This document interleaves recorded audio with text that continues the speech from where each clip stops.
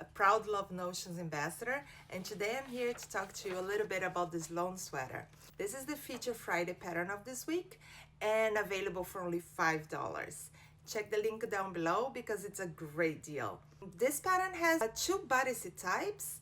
One is type A, which is a little bit more fitted and has a curved hem. This one hits you about mid-hip. Option B, which is a little boxier, a little roomier, and it hits at a high hip. Either option, they all have like a little bit of a drop shoulder. It's a little bit of a relaxed fit.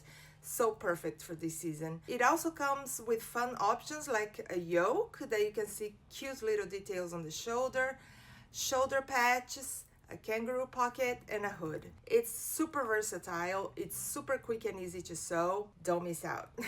Today I'm gonna show you a way to add a little bit of extra flair to the pattern, and I'm using option B for this one. I've been seeing all over my social media the cutest trend where people get a sweater they have, cut a slit on the side seams of it, and add a bow detail to it. It looks adorable, so that's what we're doing today.